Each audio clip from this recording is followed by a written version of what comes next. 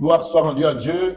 Je viens de parler un peu de David et nous savons que des caractères ont été accouchés dans la Bible pour nous inspirer, et la vie de David est une vie inspirante. David était dans le désert, quelque part là-bas, lui et son petit troupeau. Personne ne savait que David faisait des expériences lorsque l'ours, le lion, venait pour arracher son chevreau, ses brebis. David courait, s'attaquait à ces animaux féroces et le surnaturel était dans sa vie. Quand vint le temps de Goliath, lorsque David est sorti, David savait sur quoi il comptait. Personne ne l'avait vu dans le désert faire ces choses. Lui seul avec l'expérience.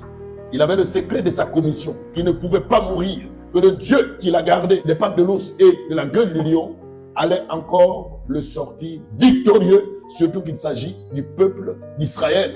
Alors, il s'est avancé et les armes secrètes de David, apparemment les gens regardent la gibecière en trouvant les pierres, les secs et la fronde, mais il y avait quelque chose de surnaturel. C'est comme les armes de tout croyant, c'est surnaturel et c'est surnaturellement qu'on en juge. Et alors qu'il s'est avancé vers Goliath, le Saint-Esprit de Dieu est sorti pour récupérer la pierre, pour atteindre l'objectif.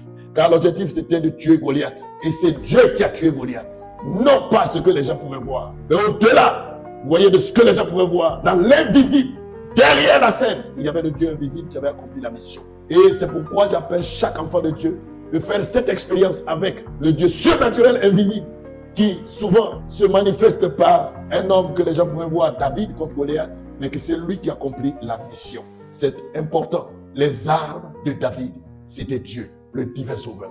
Que Dieu vous bénisse.